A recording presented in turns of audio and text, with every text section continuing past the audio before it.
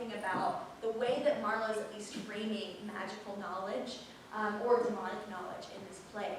It's something to be acquired, at least in Faustus's view, as something he's prepared for his whole life, right? We have that famous beginning scene where he dismisses all of the different fields of the period, and this is what he wants to turn to. But he's been training for this moment, right?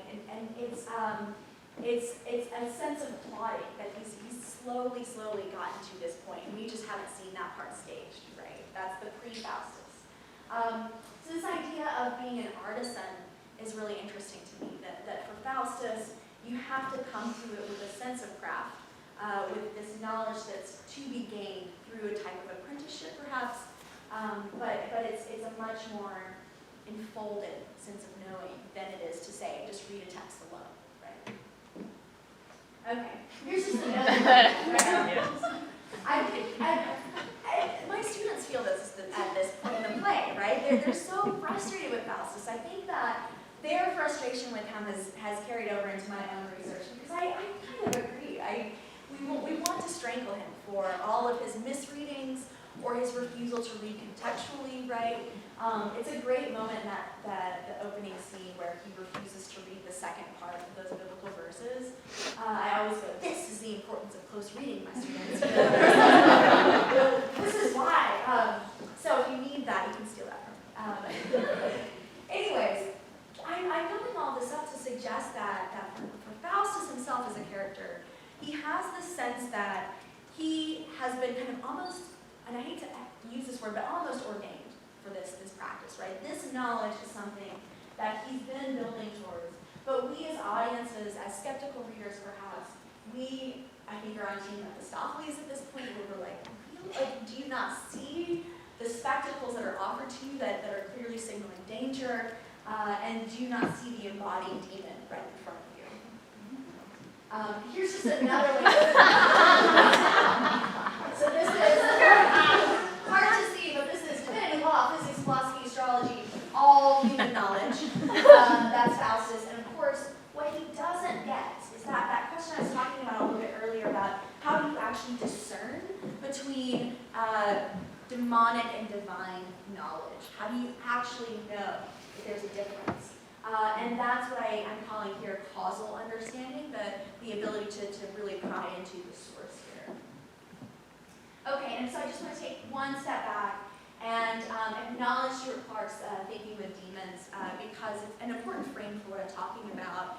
Clark very clearly establishes that demonology wasn't just some kind of fringe or weird practice in the period. It wasn't something that a few individuals were interested in. Rather, this was a widespread cultural discussion, and the kind of linkages of demonology with other processes are something that maybe will come up in Q&A today. And I would love to talk to you about politics or identity or religion and how demonology really does infiltrate these different discourses. So how did the devil learn? As I said, I've been reading this demonological text, and they argue, interestingly enough, that the devil is super smart. He's really smart. In part because he's been around for so long. So what he has gained, and it's a really interesting turn of phrase, he's gained the type of empirical understanding. Because he has been able to look into human history, he can make what one author calls certain guesses. And those guesses are almost always right because he has thousands of years of human data to base that guess on. So in a weird way, Satan is one of our first scientists because he has been gathering data to make kind of conclusions about human bodies.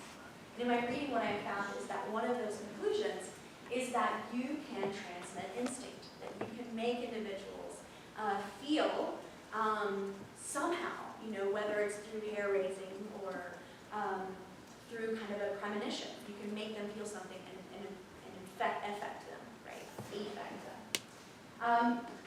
Okay. Oh, this is just one quote I gave you. Because what I'm also interested in is the fact that Faustus thinks, as I've been saying, that he's one of what Perkins calls a special and tried one. He has been kind of elevated in Satan's cohort to be one of the special ones. And what I'm going to hope to do is acknowledge that idea with a very simple point, which is that Faustus raises one devil, and it takes a while. Wagner raises two devils, doesn't take a while. Robin and Rafe raise Mephistopheles. So I'm really interested in what the play is suggesting about that whole process, right? So if we get all of this, like Tasha tells a fable, and let me get my books and go to this lusty grove, all of that with Faustus, then we get Wagner saying, well, I want a servant, so my demon's going to pop up and make this guy serve me. And we'll look at those moments in just a minute. But what I'm suggesting is that we should pay attention to the clowns in this play, because they offer us an important commentary on this materialized understanding that Faustus has. Okay, and this is just a moment where I want to suggest that the play itself, of course, it's rife with blasphemy, and it's got a lot of things that might make an early modern Christian audience cringe. But one of the things that is blasphemous is that, in fact, there is nothing to be gained. Right? That these slender trifles are all that Mephistopheles can offer. This goes against what demonological texts said. They said you could gain this massive amount of understanding. And yet, Faustus here is saying, I'm just getting the slender trifles. Okay, so here's Wagner raising his two devils. And I have to say, I love Robin. I think he's one of the best characters in this play, because he's got that bravado, but also he is not in it for any sort of knowledge. Robin doesn't care about knowledge. Robin cares about the material gains of dealing with the devil. Here, in this moment, when he says, let your Ballio and your Belcher come here, his idea is to create this fantasy where he just gets to brag, right? That he gets to then show off that he conquered these two devils, and they'll be called Kill Devil all over. And then, of course, Wagner brings in these two devils, and we don't get, from the text at least, any indication that Wagner has text with him or is drawn in a conjuring circle. There's a lot of room for a performer to make those decisions there, but at least as the text has it, we just have Wagner saying, spirits come and then spirits go. And this is actually in the text before Faustus signs the contract, which I find really remarkable. Right? That this is actually a moment of delightful conjuration that really, to me, deflates any sort of pretensions that Faustus has to be that tried and special one. Here's another moment where we get a conjuration. And so I was at the Huntington this summer, and I was so embarrassed because I was reading a book called Hocus Pocus Jr. And it's a real book written in the early 17th century, and it is about juggling and about these different theatrical tricks. If you haven't read it, it's actually a pure delight. So anyways, I was reading Hocus Pocus Jr., and I had to request this at the reference desk, right? Like somebody was like, I will see Chaucer, and I was like, Hocus Jr., please? So anyways, what I find really interesting about this text, so it's the art of juggling, and the author makes all these caveats, like, just so you know, this might be interpreted as magic, as science, as a trick legerdemain. Like the language gets very, very slippery. And so anyways, I was looking at this copy, and an early reader, I wonder if the early reader actually traced out one of those trick knives. And so I then spent an afternoon thinking about, well, what was this early reader really interested in? Were they bored? Were they going to make their own trick knife? Anyways, it was just a fun moment. And then I started thinking about Robin. And I think that this is what Robin would do with the text that he got. I think he would look at them as playful material, right? Things that might be useful, but only for material things, right? Okay, and then here's Rafe, the third clown. In the B text, he's called Dick. But he helps Robin kind of steal a goblet, and they kind of go through these shenanigans. And when they perform on stage, they say, you better watch out, we're going to conjure. But then what they do is pass a goblet amongst each other. And in juggling, that's known as confederacy. So they're really just doing kind of silly tricks. However, this happens. This does happen, right? So they do these silly tricks, and Mephistopheles does come.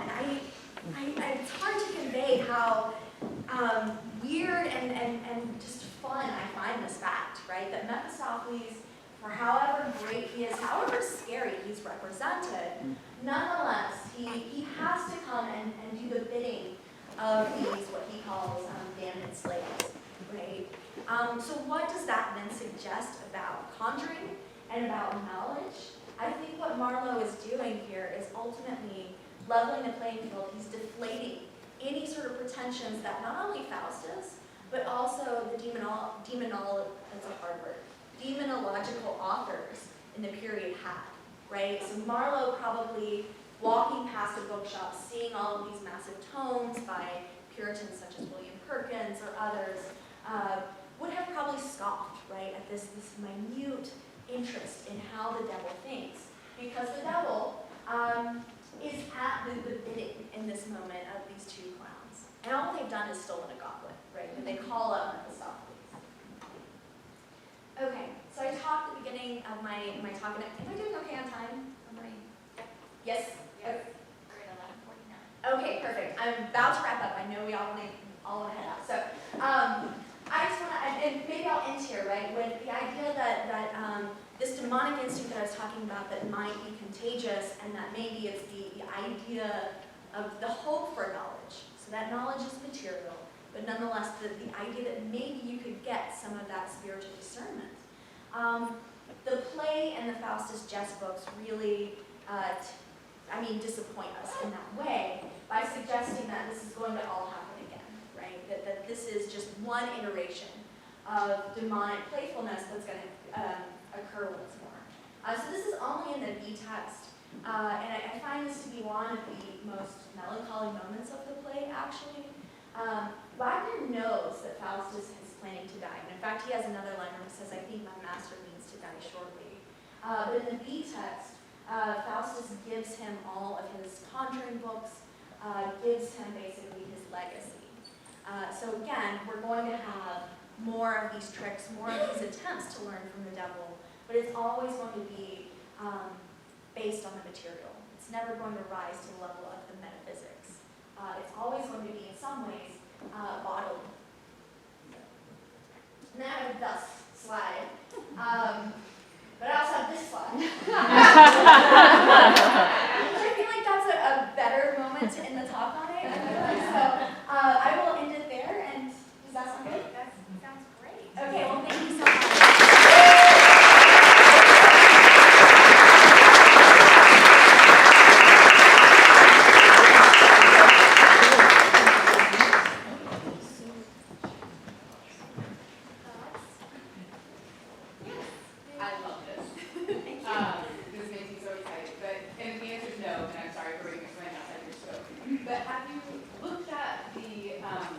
medieval drama tradition and their portrayal of demons, because they're much more like the demons that the clowns encounter, the goofs and the farts and all those sorts of things. Yeah, and I have looked at that a little bit because one thing that is up for debate is, do we actually get the clown figures from the vice figures or vice versa? Those two traditions, clown and demon, show up a lot in early modern drama especially, and I think that does speak to a more medieval, very close relationship that the two have, right? Both can break rules, obviously, but both can offer insights that the normal, the main characters cannot, right? They can be commentators or foresight figures as well as manipulating the action in certain ways, right? So I think that the fact that we have so many other plays, I'm thinking of Ben Jonson's The Devil's an Ass, right, where Pug is another very, very clownish demon. That's a play I think is harking back to that medieval connection between the two figures, where the vice and clown are often together on stage, or sometimes the same figure. Yeah, thank you for that. Yes? Well, I was thinking about the relationship between the A and the B text, and mostly you use the A text, but a bit of the B text at the end. And thinking of Bird and Rowley, who had been players in Dr. Faustus.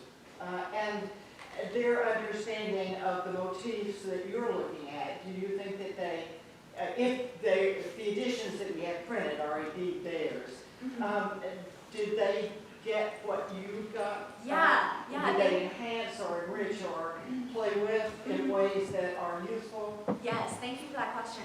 So what Roz is referring to is the fact that when the B text came out, some dramatists had added more clown material, essentially. That's what we get a lot more of. So it's not just Robin and Rafe, though we do get a little bit more of them, but also this figure called the horse courser, and Benvolio, who gets these kind of stag ears attached to his head. I think so. I think that these dramatists, they knew that that's what early modern audiences wanted, right? That they actually want more of the clown parts. And when I teach this play, I teach the A text, but then we'll bring in moments from the B text to remind my students that audience tastes and desires really do shape then what we get in subsequent iterations of the play, right? So it's a great teaching moment. But I think they did pick up on Marlowe's interest in the clowns and the demonic and how those two figures can kind of flatten any kind of epistemic pretensions, right? So thank you for that. I agree, though. I think they knew something was up. I'm interested in this idea you brought up of the instincts and how that sort of reminds me of kinesthetic empathy. That the idea that one person can be experiencing something which causes another person to then experience it. So is that kind of, is that sort of perceived as like a supernatural thing that could happen? It depends. So it could be, yes, it absolutely could be something that is arising from without. But it could also just be other bodies that are, producing your own reaction. So like language of the humors does play a role in that, right? But so I think what I find interesting, this is not a good idea, but I've been reading Robert Burton's The Anatomy of Melancholy. This is not a good idea. Giant text about This is true. different He doesn't diseases in the understand. period, especially melancholy. But anyways, what Burton's kind of overall aim is to say there is just so many different agents that could be at work at once, right? So that moment of feeling something, but what I find really interesting is not just, it could be the stars, it could be the devil, it could be my best friend, but then also what characters do with that moment, right? What they do with that uncertainty. So sometimes that leads to debates, oftentimes it leads to improving certain beliefs, and then ultimately, the soothsayer is right, for example, So, but I like this phrase that you used, kinesthetic empathy, and I want to think about that a little bit more in terms of contagion, again, right? I think that's maybe the frame to put it in, so thank you for that. Let's think about it right now. Yeah, okay, let's do it. I forget if it was during a pitch, but we saw two conjurations. We saw a conjuration here, a long conjuration. And I'm wondering about the ways in which Faustus's conjuration creates a kinesthetic empathy in an entire audience. I was sitting there thinking, oh dear, he's going to show up, the devil's going to show up. And then of course, as you're pointing out, that happens only much more easily later on. And so it's kind of like what's happening in an audience. You've already sort of pointed at the subversion of the whole thing by the two, by the clowns. And yet, we've had that now, in a way, we're ready. Do you want to say anything about that? Yeah, no, I agree with you. And to think about the audience's real fears in that moment or anticipation, what I love about when Faustus actually does get down to conjuring is, and you have to know Latin, but he calls for Mephistopheles and nothing happens. And then he says, Vene, Vene, come. And it's this really drawn out moment that I think you could play very painfully, right? So that Mephistopheles is reluctant to come, or even that Mephistopheles, wants to kind of put Faustus in his place just a little bit, right? So in performances, I can imagine that being an incredibly intense, electric moment. And I think you're right too, though, that when we finally do get Mephistopheles, then the subsequent conjurations that, Robin and Rafe, when they bring Mephistopheles in, we can't help but read that clownish moment through the lens of the initial conjuration. And so one question might be, did Faustus let loose the demonic upon the world, and now that's why Robin and Rafe can raise a demon, right? Did he unleash something? Or is the message that, it doesn't take much to unleash the devil? Yes? I too love the emphasis on the farcical, the humorous, ultimately the homiletic in what you're doing, and yet, okay, I have sympathy for the devil. One devil in this, Mephistopheles himself. I want to reintroduce a question of a kind of tragic tension into the comic line that you've established. The play is replete as an undercurrent with pain, right? And at the end of it, of course, he is going to be damned and torn to pieces, right? So we get those that horrible death at the end. Early on, Mephistopheles is the one who voices that. So conscience is drifting around, like a conscience, a notion of that you should know better, rather than the communicative knowledge that you're talking about as your major emphasis in the paper. And Mephistopheles, of course, literally says, Faustus says, I don't believe in hell. Where's hell? And Mephistopheles says it's here. Right, it's here, and he is, as I read the text, himself pained, terrified, and afraid because he's in service to his own demonic masters, or because power has him in his grips, and that he doesn't succeed in communicating to Faustus.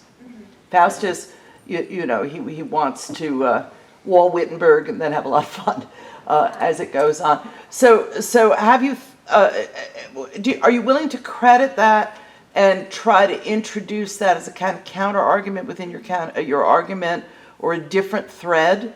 Yes, absolutely.